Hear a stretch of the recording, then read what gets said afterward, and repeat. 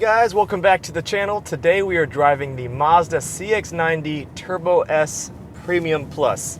It's a mouthful, but if you watched a previous video of mine, I did a comparison between a Turbo Premium CX-90 and my wife's personal CX-9 Signature Edition.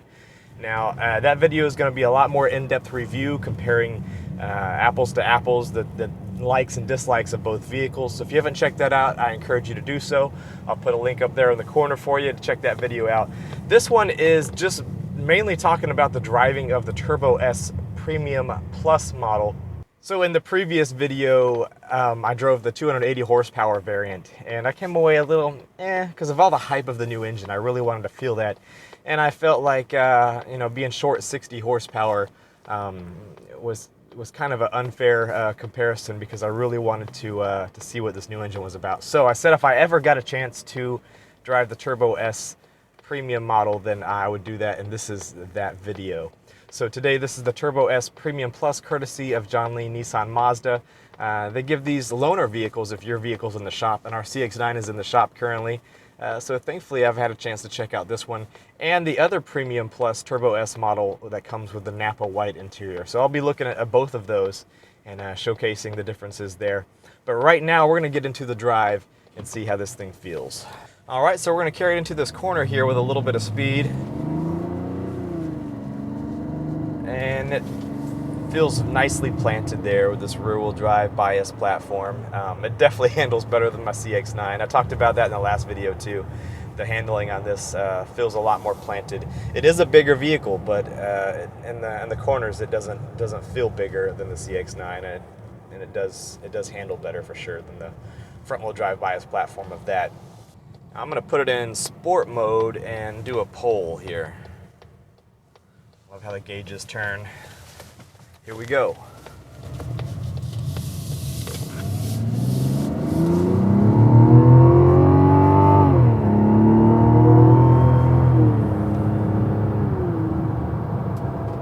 Yeah, that feels a lot stronger than the 280 horsepower variant. It's 60 more horsepower in this. They all come standard with all-wheel drive. However, according to the spec sheet, it's like 190 pounds heavier to get this model for whatever reason. I don't know why. It's the same engine. They all have all-wheel drive, so I'm not really sure what's changed, but according to the website, that's what it says. I don't know if that's true or not. So I talked about it in the last video. I wasn't sure if the extra 60 horsepower would be as noticeable with an extra 200 pounds, but it is. It definitely feels better. This is what they should all have, in my opinion.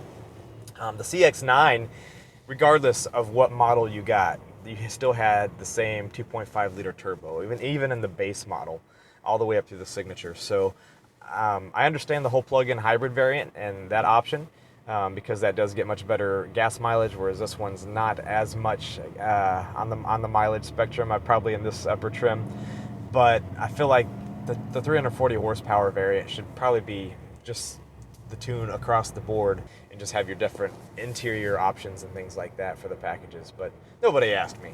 So that feels really good. It feels planted.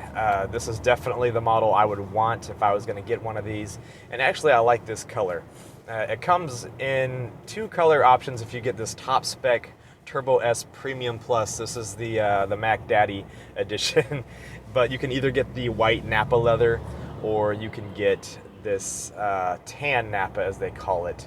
Now the white looks amazing. It's beautiful. Everything on the inside is lightly accented. It's kind of the polar opposite of this one. Everything is much lighter in color. You get some chrome accents instead of the dark finishes that this has. It's really beautiful, but as a realist, I know it's not going to stay. Those seats are not going to stay white. They're going to collect all kinds of stains and be difficult to clean.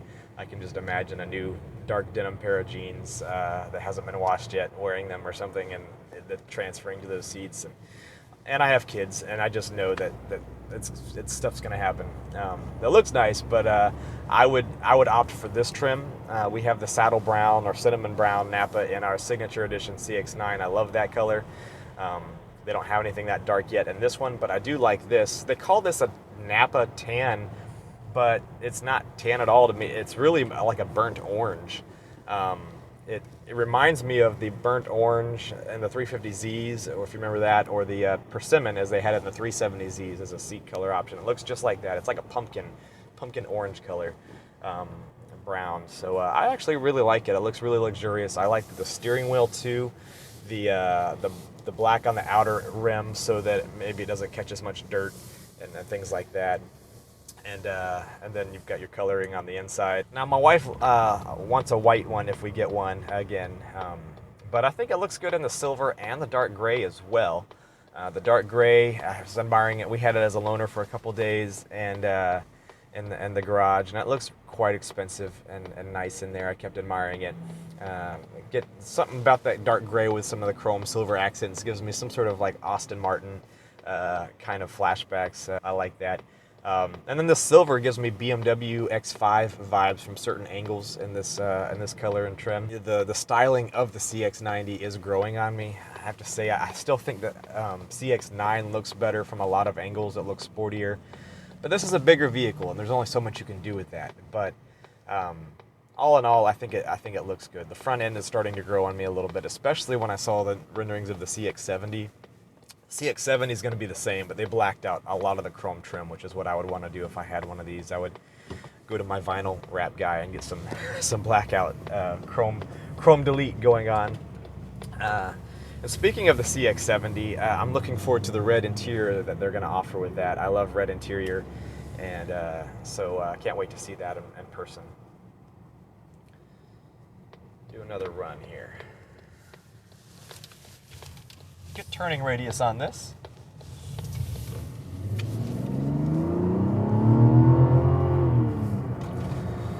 The 6-cylinder sounds good too, but I think they have a little artificial sound coming in here.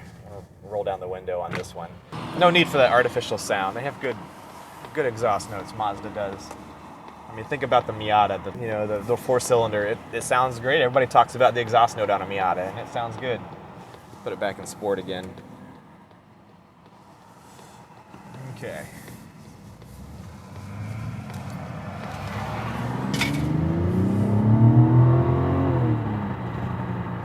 All right. Only so much you can do when the car in front of you is going slow. So. But yeah, that feels good. It feels balanced. It feels like that's the right amount of horsepower for this vehicle.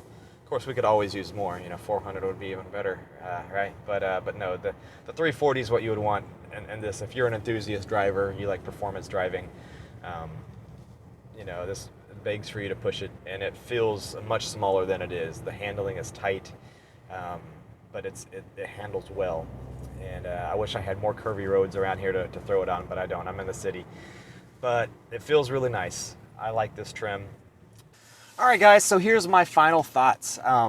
I really like this engine much better than the other variant, than the 280 horsepower variant. The suspension setup, also the features in this thing is really nice. I love this trim with the Napa tan, as they call it. You've got your heated and cooled seats in this trim, even in the rear. The second row seating area for the kiddos or whoever's back in the second row has heated and cooled seats. Now, I don't see any of the other brands really doing that.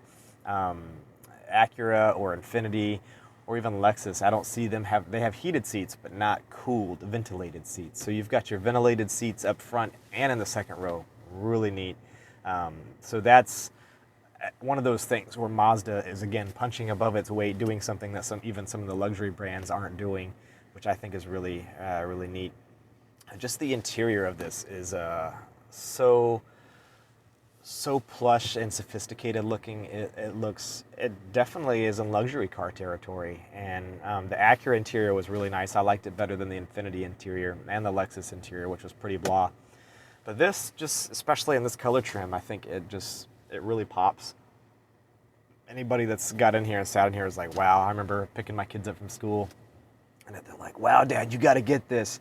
So everybody that sees it is pretty excited about it. This dark wood accents, instead of the chrome, they have like a nickel-plated kind of coloring in here, and I think it just works. I do have concerns with the suede and how that would hold up over time, sneezing or something. But you just try to be careful with it, and maybe you could steam clean it or something. But anyway, I like this trim. I think they've done a good job with it. Kudos to Mazda for keeping the zoom even in a family hauler such as this. I'm a full-time musician, so I travel and play a lot of music, and I haul a lot of equipment in here. The trunk space is good on this. It's a couple inches bigger than our CX-9. I play a lot of corporate events and weddings where I have to haul sound equipment, and so that's why this vehicle is really important to us. That's actually why we have a 3-row SUV, is because in addition to having kids, but I needed to have cargo space in the back so that my kids can be up front if they're coming with me or if we're doing a family trip or something like that. But I have all the cargo space in the back to fold that 3rd row down. We never use the 3rd row, not for people. We keep it folded down. I just use that extra space to haul stuff. And this does it well. Recently, my CX-9, I had, for any of my DJ musician friends that know about these speakers, these are my EV50 Evolve speakers I have and I use for a lot of events. I had 4 of them packed in our CX-9, and they all fit. I did have to fold down the middle row, but they all fit in there fine, so no doubt they would fit in here as well. This is a couple inches bigger all the way around, cargo space and whatnot, but certainly bigger than what I have in my Infiniti QX-90, which I have to fold the 2nd row down for most everything I haul in there.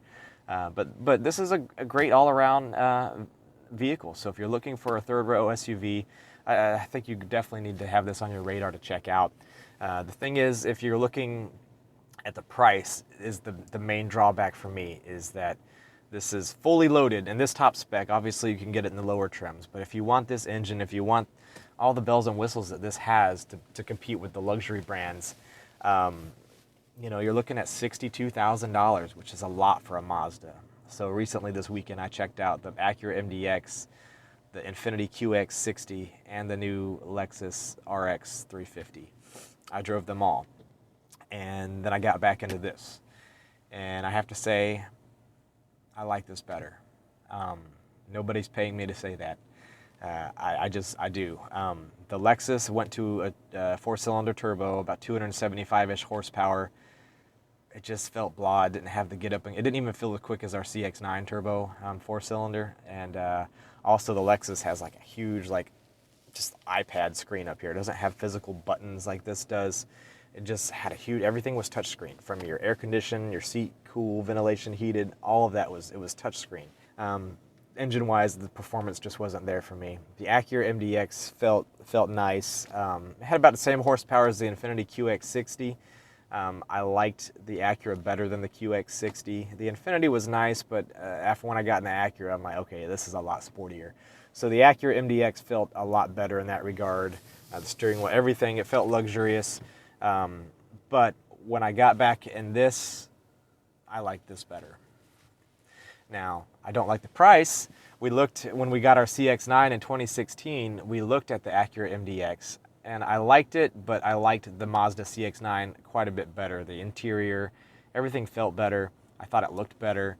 And it was $9,000 cheaper. And the top spec, the most expensive CX-9 you could get was the Signature, and it was $9,000 cheaper than the MDX. So I'm like, hey, win-win. I like it better, and it's cheaper.